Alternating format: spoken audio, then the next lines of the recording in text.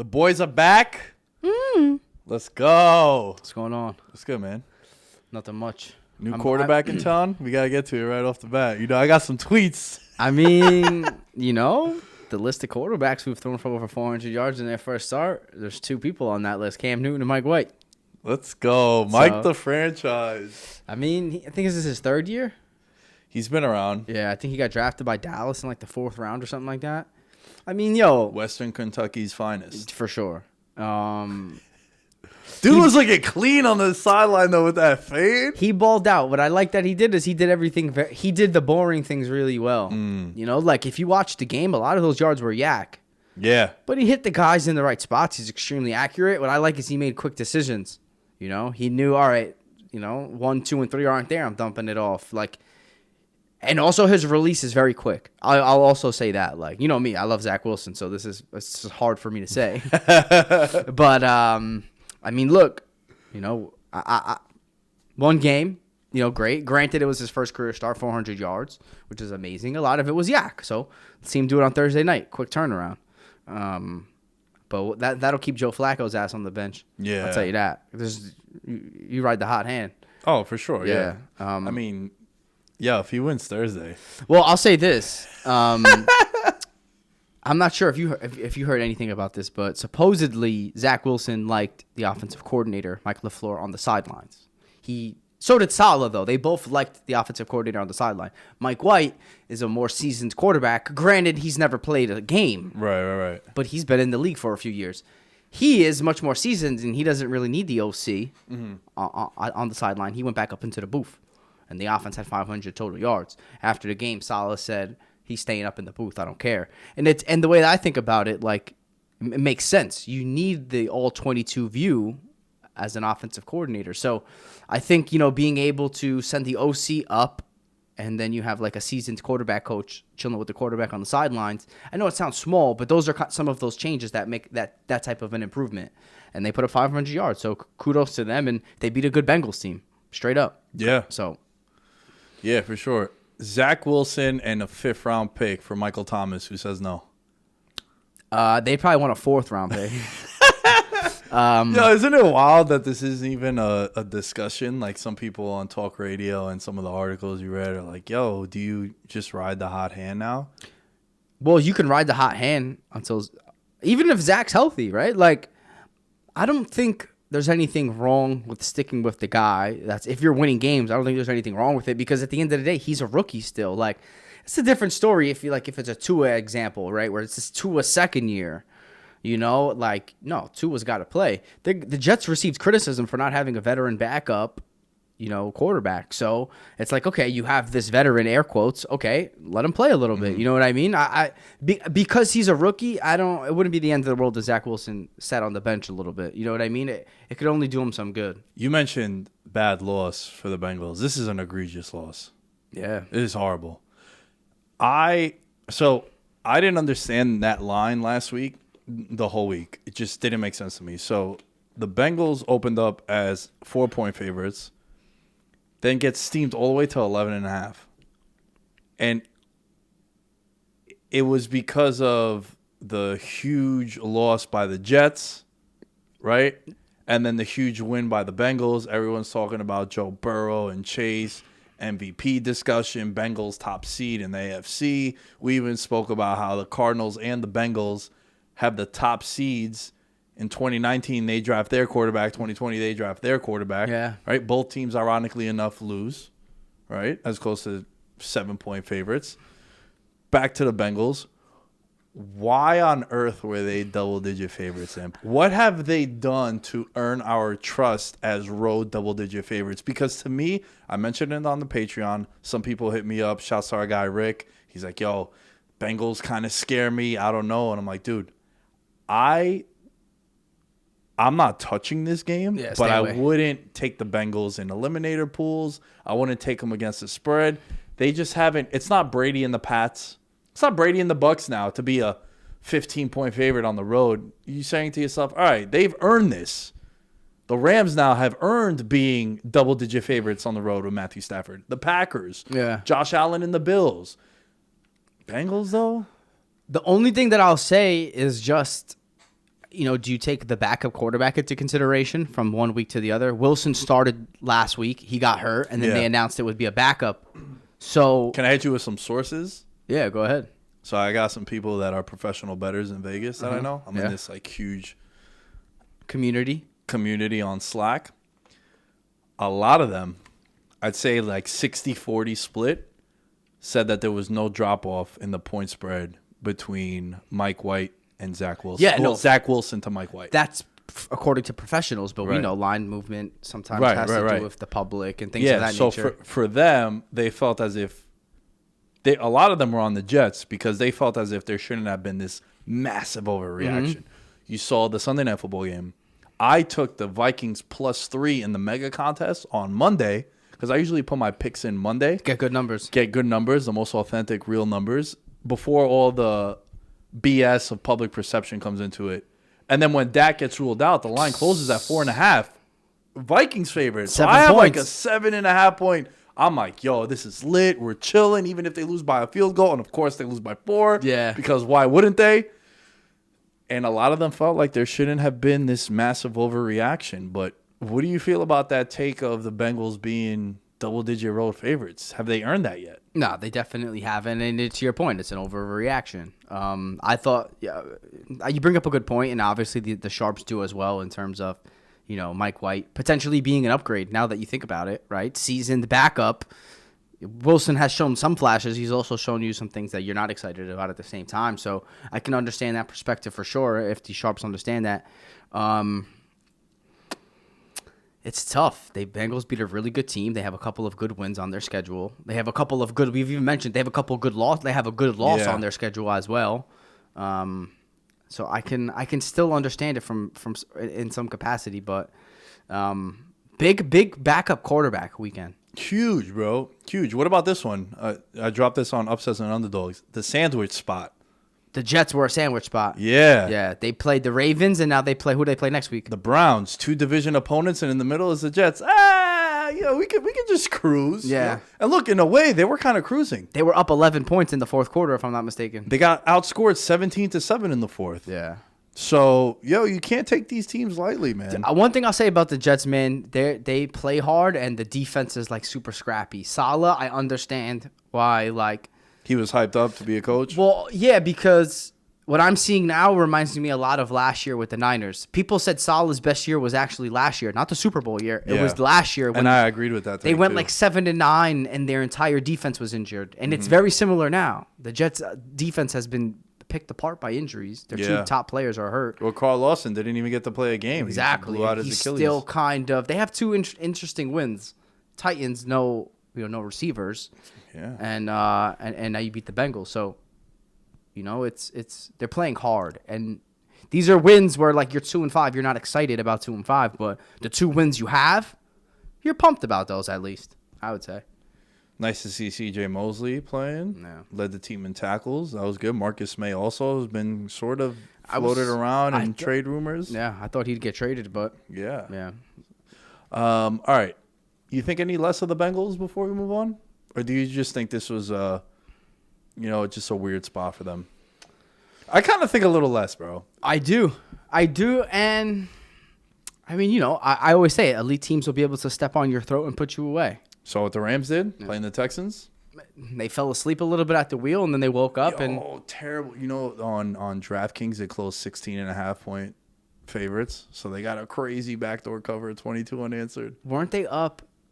How much were they up? 20. Bro, it was 38-0. 38-0, right? Yeah. Them and the Eagles were up 38-0. We'll get to that those games in a second. Well, the Lions never came back. Yeah, the Lions never came back. Fuck it. Let's talk about the Rams because I have a take. I mean, announce the trade. Yeah. Oh my God. How did I forget about that? What the hell? You even FaceTimed me when this happened. Yo, Von Miller to the Rams. I said it to you when I FaceTimed you. He's never been the second best player on a defense. Now he's the third. At this point of his career, yeah, easily. Yeah. And also, and I mean this with all due respect to Von Miller. Even in his prime, you can make the argument that Aaron Donald's better than him. Yeah, Donald, yeah. And I mean, maybe not Ramsey, but it's very close. Yeah, Donald is considered like an all-time GOAT so, at his position. you got to give a lot of love to, I think his name is George Patton, the guy who runs the ship for Denver. By the way, Denver's 4-3, and they traded their best defensive player. You gotta, they must not be confident in their roster in the rest of the season, because you're in the swing of things. You know what I mean? You're in the race. You're on the graphic. You're on the playoff graphic when they show it on the games. It's like, that's very. I guess they're just not confident in their guys. That, and also a second and a third round pick for him next year's draft. The Rams now, I think, only have a 5th round pick next year. You want to talk about all in, bro. Mm-hmm. This team is. They have this year and potentially next year with all the contracts and shit to make a move. Because after that, you have no future assets. You have a lot of guys who are going to get paid. Their contract is going to expire. They'll test free agency. Are you bringing them back? Dudes like Kupp now, you're not going to have him on the contract he's on now. Yeah, he's going to get paid. So the only thing that you can hope for is that they're building a really awesome kind of a culture there, and they're building a great locker room, and hopefully some guys may take a couple bucks less to kind of continue the winning and to keep the continuity alive. Are you a take less guy? It depends. Like if it benefits my situation tremendously, I'm gonna just use an example of Julius Randle in the NBA. Okay. Julius Randle could have signed for a lot more money if he waited. He signed a little early, but he's the number one guy, and he's making all NBA teams, most improved. Like, taking a little bit less, if it would kind of elevate you as a player in the situation, I wouldn't be opposed to it. Like, okay, I'll take a couple million less, but I'll be the number one on my team, and for all of those things that it does for me, as opposed to, okay, let me get top dollar, but either be on a shitbag team, or maybe I'm not the number one option on that other team. So if it kind of benefits me, I wouldn't mind taking a couple mil less. But granted, it's easy for me to say. Right. I'm sitting here. Right. I don't know if you agree. Probably, maybe not. I don't. It's fine. No, I think athletes, it seems crazy what I'm about to say, because we're talking about dudes that sign millions of dollars and sometimes, 8-9 figure deals, right? Your shelf life is small as an athlete. And especially if you are a player who maybe you're a running back or you're a DB where you get banged up a lot, a middle linebacker, right? If you're a quarterback, I understand, hey, let me do the Tom Brady approach. No one's ever going to do what Brady did, where he was, I think, in his heyday, the 12th most expensive quarterback in the NFL, because they were able to go get the Randy Mosses, Wes Welkers. You keep Gronk. You sign these veteran guys, Darrelle Revis. You're not doing that anywhere else. Yeah. But they had the cachet of, hey, man, come here. We're going to do this. Come here. You'll be playing late into January. We made 13 of 19 years we're in the AFC title game, and we've won all these championships. Yeah. You'll be seen. You'll make your money back on Subway commercials or State Farm or whatever other shit you're going to do. Yeah. So you're going to make your money back. However, I'm so for – that's the one thing that's changed the most of me as a sports fan, and talking to athletes, getting to know some athletes, interview them, whatever it might be. Your shelf life is so small as an athlete that there's a difference. Like when you go, we used to be in the, this is going to sound funny, like the promoter clubbing scene, right? When you have all NBA player Carmelo Anthony at the club, as opposed to former NBA player Carmelo Anthony, the price is different. Makes sense. Think about how many old rappers would come to the clubs when they weren't hot, and it's like, oh, you can get this dude for like $1,200. Meanwhile, go try to get Drake to show up to your place or something. You won't answer your that's email. An extreme example, but when you're current and when you're a former, it's completely different. I'm also for getting money. I also think with the player empowerment era that we're in now, guys are just waiting, signing the deals that they want, and then just demanding a trade, and they're kind of forcing the franchise's hands at this point. Like, that's more in the NBA, though. Yeah, but I also think you're right. It's primarily taking place in the NBA, but I mean, it would have happened with Deshaun Watson if all of this never happened. So it's going to be more. I was hoping relevant. He was going to be the first guy to break that barrier in the NFL of being a dude who got paid, and I'm out. And I want out. Yeah. Until all these allegations popped up, where now he has no leverage to do that. But he was gonna be the first one. Jalen Ramsey kind of did that too. You're right. He had told him, "I'm not re-signing here. So trade me for something, or lose me in free agency for nothing." So I think from that perspective, like that's why I think Brad Beal is waiting to sign his deal. Say what you want. He's super talented. I just think that he's waiting. He wants every dollar that he could get. And to your point, rightfully so. But the second he signs that deal, maybe a couple of months after, trade me. We got super sidetracked on Von Miller. I love it. He's going to be getting single covered now. Probably going to open up some shit for Aaron Donald too. Yeah. Nightmare. If those guys can stay healthy, they got arguably three of the best players in the league. Defensive players in the league. I mean, contract-wise, they're the three most expensive guys. Yeah. As someone who is financially invested in Rams Super Bowl, that's great. Propositions, their number probably. This is amazing. Yeah. How that's they did him a favor.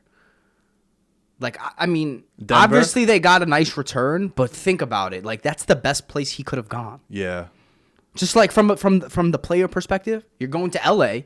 He's kind of already he's a popular player, and like people know who he is, right? He's commercials, all that. So perfect for LA. He's a big name. And by the way, you're going with two all pros at the same time. Yeah. So it's like, great return and great fit. Win for both sides.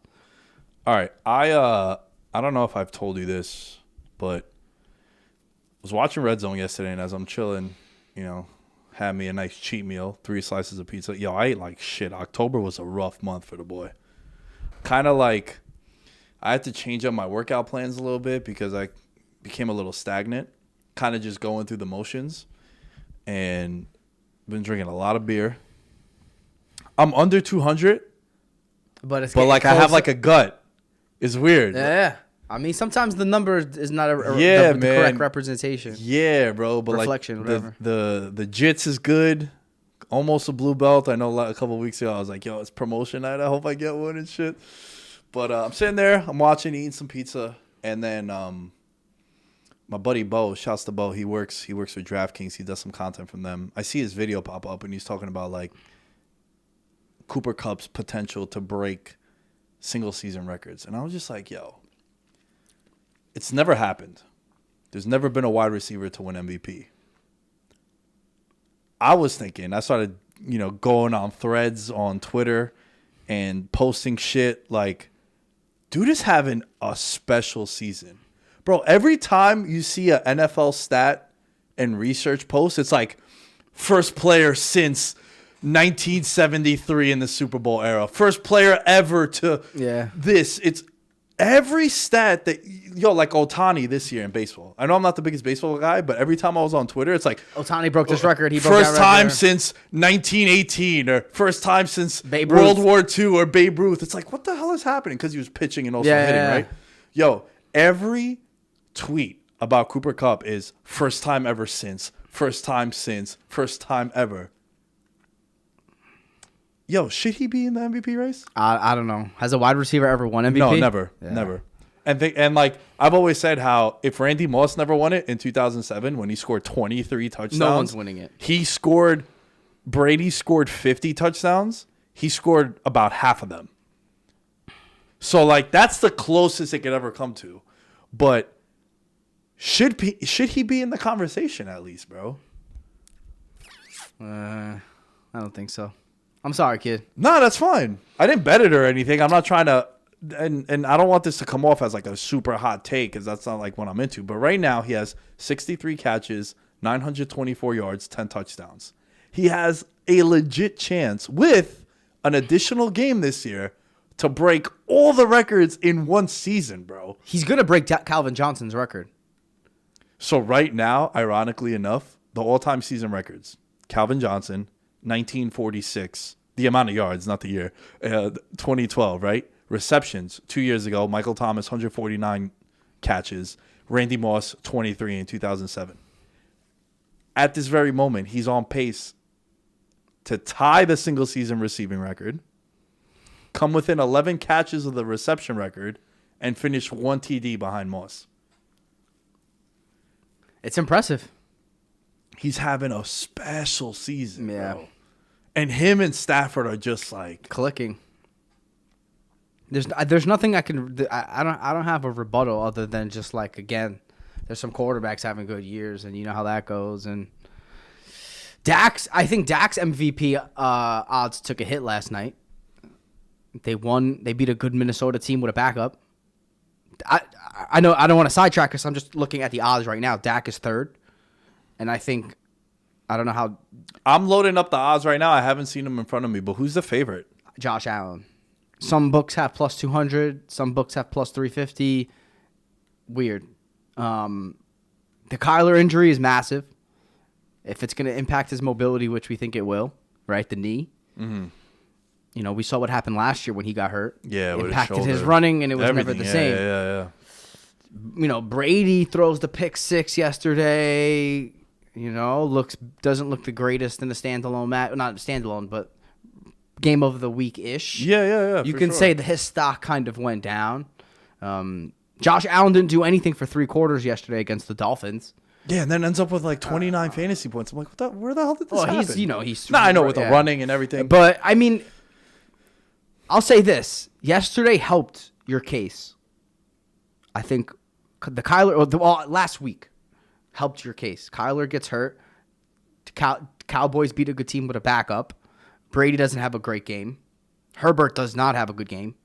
Derrick Henry gets hurt. Yeah. Which we didn't touch on. Yeah, we'll touch on that in a second. So, you know, it's Burrow takes a bad loss yesterday. I'm looking at the order, right? It's like, I don't know. Did you pull it up yet? Yeah, like it's Allen, Brady, Murray, Stafford. That's another thing, and we talked about this. Well, we didn't use this situation, but we talked about the Jets with Elijah Moore. How and Zach can you Wilson. have the wide receiver winning the award if the quarter? Like, I don't know what Stafford's numbers look like, but I'm sure they're, you know, after putting 38 points on the team. So right now, Matthew Stafford, 69 completion percentage, 2,477 yards, 22 touchdowns, 4 interceptions. Now, 924 of those yards are to Cooper Kupp. 10 of the 22 touchdowns are to Cooper Kupp. Yeah. So he's on par with the Randy Moss shit where, like, Brady threw 50 touchdowns, but Moss had 23 of them. Mm-hmm. It's going to be hard. It's going to be tough. I don't even know what Cooper Kupp's odds are. He's probably like 25th, 26th. Yeah. But I just think this dude deserves his flowers for the season that he's having, man. And it's just so, like, it's wild that this is the first year that they're together. They've never played together. This isn't if like Brady and Edelman were doing this after all these years. Or Rodgers Adams, they're doing this too. But it's like, all right, they've been doing this since 2014 together. Yeah. So there's a built-in resume of seeing the consistency. These guys just linked up, bro. Yeah. And I wonder if the injury to Akers at the beginning of the season is helping this case. I mean, Henderson's great. Henderson's been playing really well, no, man. I'm not trying to take anything. I've been talking, some of my friends that know about the bet that I made with the Rams to win the Super Bowl, they're like, they don't got no running game. It's like, dude, this guy's playing really well. Yeah, no. Henderson is playing amazing for them. Yeah. Akers is the way better back, and long term, if this dude comes back off the Achilles, he'll be their starter. But Henderson has been, I think, filling in. I don't think they miss Akers, is what I'm trying to say. Yeah, I mean, you know that scheme. Pretty much anyone could be running back. Who did they call off the couch a couple years ago? Was it last year, 2 years ago? CJ Anderson. So, yeah. With that offense, I feel like Boss could be the running back. Shouts to Boss, man. I mean, Aaron Rodgers, I don't know how you can't say his odds increased. He probably jumped a few spots by himself. I mean, that's an impressive game on Thursday. Yeah. He now undefeated without Adams in the lineup. And by the way, we've mentioned it every week. You remove that first game, they haven't lost. Yeah. And they've beat some good teams now if we look back, right? The Bengals win is pretty good. They obviously win this game against the undefeated Cardinals. They have some great wins. They beat the Bears, who aren't bad either. You know what I mean? Like, they have some good wins. So,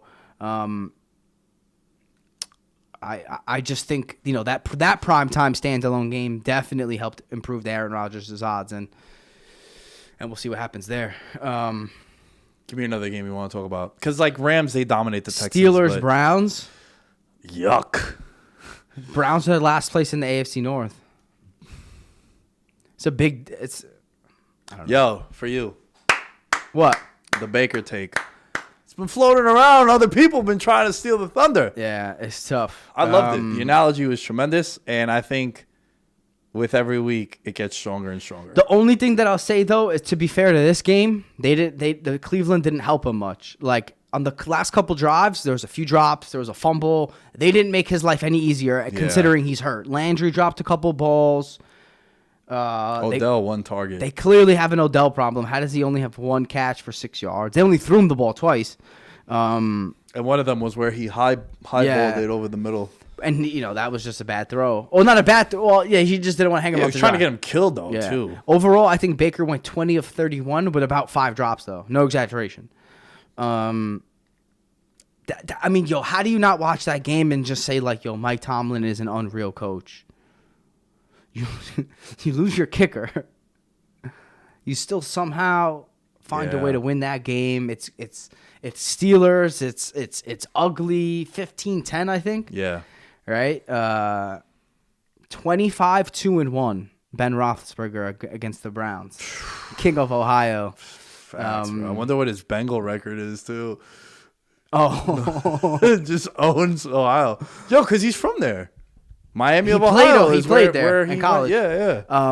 Yo, imagine being a kid and you get an offer in the mail and you see Miami. You're like, oh, shit. 305. Palms to the DJ. And then it's Miami of Ohio. You're like, or you're damn, like tipping son. cows. Shouts to Ohio, though. Shouts to Ohio. Great though. apples. They grow good apples in Ohio. Do they really? Yeah. And also Tomlin tied Bill Cowher with 149 wins. Who did I say that? What? Oh, I wasn't here last week, right? Or was I? Dude, the Pittsburgh job is the most cushiony, soft job in the league. They don't fire their coaches ever. Nah. It was mad disrespectful. Like, I mean, it was probably disrespectful to ask Mike Tomlin if he was going to take the USC job or if he was interested in it. Why? I'm one of the best coaches in the NFL. Yeah. Why would I be even considering college? Yeah, they've had. I think it's gone Chuck Noll, Bill Cowher, and Mike Tomlin. Yeah. It's Stable ass organization, Bro. They don't panic if you know what, you went 8-8 or nah, it don't matter. they don't do that much. yeah. This is also they haven't exactly been a bottom tier franchise. But yeah, I just think that's a great win. The defense is legit. Pittsburgh's defense is legit. We've been saying that.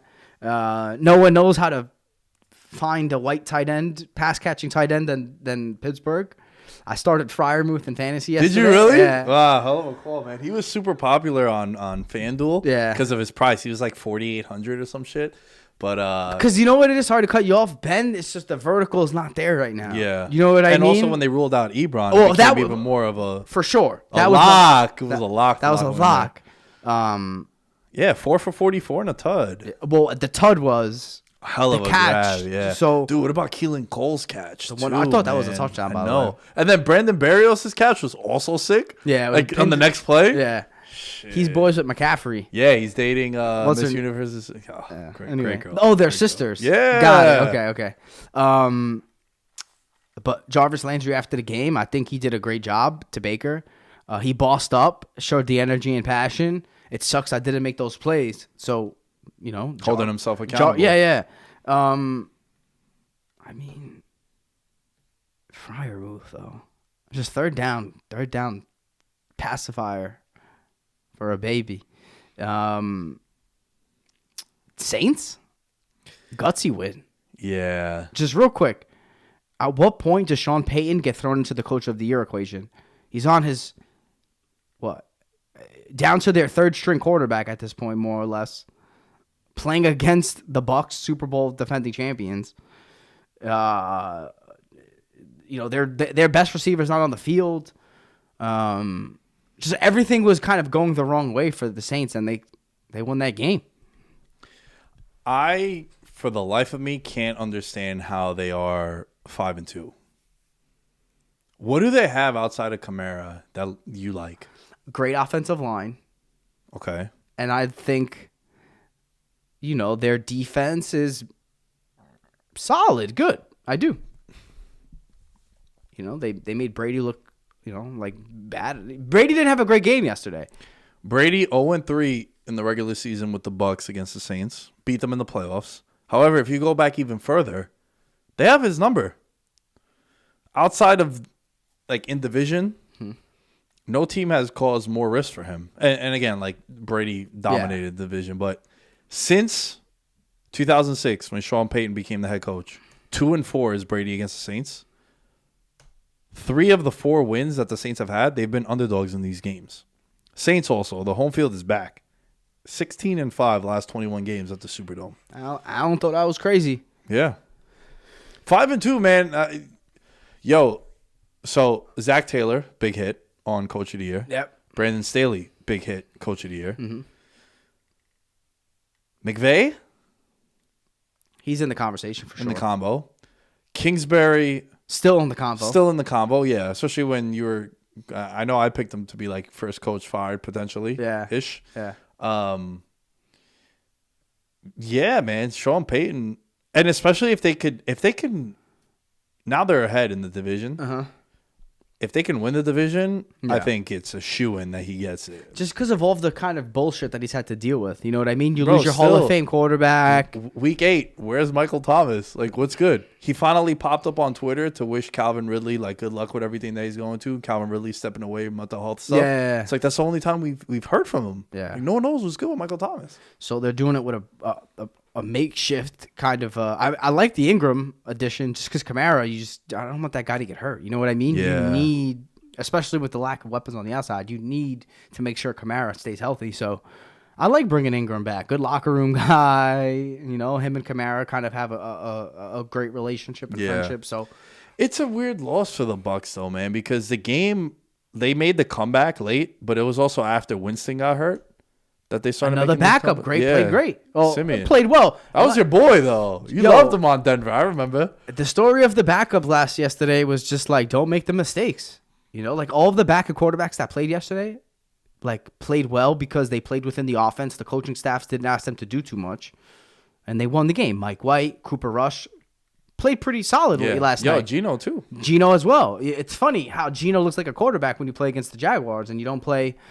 Who was it? A Thursday night game they had the week before, or it was? No, it was the prime time against the Steelers, and then also, that was 2 weeks ago, and then last Monday was against the Saints. Yeah, no slouches. Yeah, that defense. Yeah. So So I'm real quick though. I want to just tell you a quick story. I'm watching Red Zone yesterday.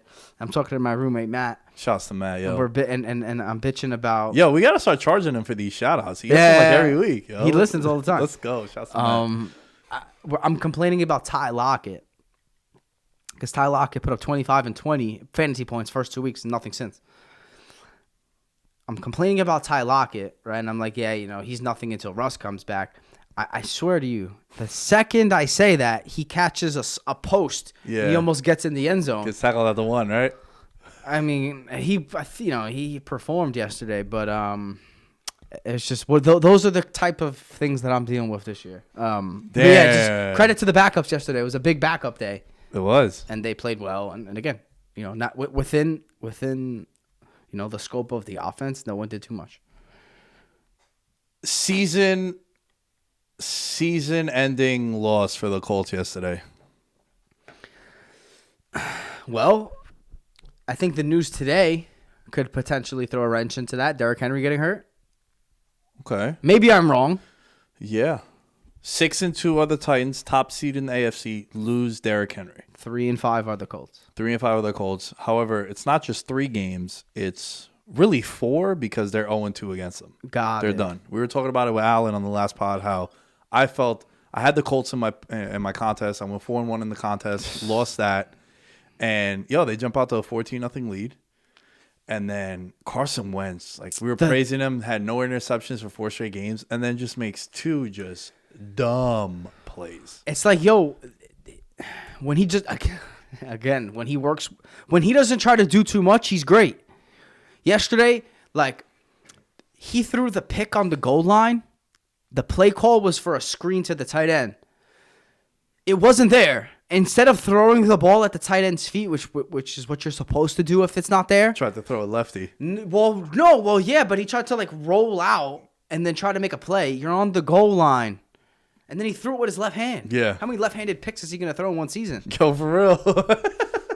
How many are you going to just throw in general? That's just one of those things, man, where he tries to do too much. And I forgot that that's the second loss for them, because I was going to say, second half of the year, they'd probably have another matchup, but they're done. Well, yeah, they played in between Seattle, Colts, Jets, that stretch in the beginning of the year. We were talking about it with Alan, how we couldn't believe that they had played already. It was such a forgettable game. Like, you couldn't even remember it. Derrick Henry didn't even get going. It was just such an ugly game. But Derrick Henry gets hurt. I think he is a potential season-altering loss for them as well, because he does everything. He has close to, I think it's 68% of the total offense for the Titans this year. 500. He'll be at 500. Supposedly, he'd be approaching 500 touches this year, I read somewhere. Yeah. Which is absurd, but he's also absurd. Also, so a couple questions. One, why don't they have a better backup? First things first. When your team is so heavily reliant on your running back. They just signed AP. I didn't know that. Yeah, about like 30 minutes before we started recording. I see. I still don't think that's a game changer. I'm thinking of it from the AP at 35. 36. I'm thinking of it from the perspective of a Pollard. Well, why don't you have if your team is so reliant on the running back, why don't you have a serviceable backup? Their backup is Jeremy Nichols, who's more of a scat. Catches passes out the backfield. Even when Henry plays, he does that. Like a Jerick McKinnon type. Not enough. Yeah. Yeah. I don't. And then it's just another thing is he came out the game, took the shoe off, was walking around. Then he had like 24 touches. After that. What are you doing? Yeah. Granted, I understand at that point they were losing, and you're trying to come back. A tough division. I get it. But again, that's your whole offense. You need to be a little bit more cautious. It's just it's very strange. He's been a hell of a back, man. He's missed 2 games in 5.5 years. Yeah, no, he's been super durable. That's the thing. It's just like, why would you? Well, yeah, with the running back though, it's just that one weird hit that you take that all of a sudden now you become injury prone. He's a freak athlete. There's no doubt about it. I'm just thinking of it again from like a team building perspective. Like I'm trying to compare it to something else. Like I don't know. You're talking about preserving him, not putting him back out preserving him, but yeah, for absolutely, right? Like if there's even a slight chance that he's hurt, just sit him. Yeah. You know what I mean? Like don't risk it because he's so important to you. Where are these situations where you have a serviceable backup because of how important that guy is in that position is to the way your offense operates or whatever it is? Like, I can't think of another example. It was a little similar to McCaffrey last year, maybe. Mike Davis came in. That's a very good backup. He played pretty well. He can do a lot of the same things. I guess this is not a great example, but like this is more so of the play style. Hundley's the backup to Lamar Jackson in Baltimore. They're very similar in terms of the way they play the game. Yeah, mobile quarterbacks. Well, we've been harping on that for a while. How your backup QB, if it's a Lamar Jackson, Kyler Murray, like Kyler Murray's backup shouldn't be a Matt Ryan. No, it needs to be a mobile quarterback. Yeah, you need to have someone mobile, and even if it's a drop off, you need him to at least be able to still run that same kind of offense. Yeah, I think Dallas did it right. Maybe they noticed. I don't know how long Pollard's been there, but he's clearly a great backup. Yeah. And, our offense runs through Zeke a lot. We need to have a great backup just in case something happens to him. Mm-hmm. That was just one of the things that kind of confused me. There's a star in Indianapolis, and it's not Jonathan Taylor, man. Michael Pittman Jr. Michael Pittman's a beast. Yeah. And A.J. Brown also really stepped up without Julio. Yeah. 10 for 155 and a touchdown for A.J. Brown. 10 for 86 and 2 touchdowns for Michael Pittman. Pittman saved the day on the deep post, went through at the end of the game to drive them down the field. It was a jump ball. Yeah, no, Pittman's great, especially down the field. Great red zone guy as well. He definitely turned into undisputed number 1 on that team. And Yeah, it's one of those games, man. To your point, this is one of those you can maybe cross them out. The Colts? Yeah. The problem is the division's so bad, but the Titans have such a big... You needed that one, though, man. You needed that one. Because if you win that game, you go to 4-4, and then Tennessee is 5-2. Yeah. 5-3, I should say. I'll say this. The Colts play the Jets, and then they play... The Colts have 2 bad teams back-to-back. They play the Jets, and I can't remember who the next game is. The Jaguars. It should be 5-5. We'll see what happens with Tennessee, but that's very favorable. You know what I mean? At least from to bounce back from this. Yeah. Let's bounce back. We got the Jets, short week, and then you have time to rest and then beat another bad team, and you're at 500.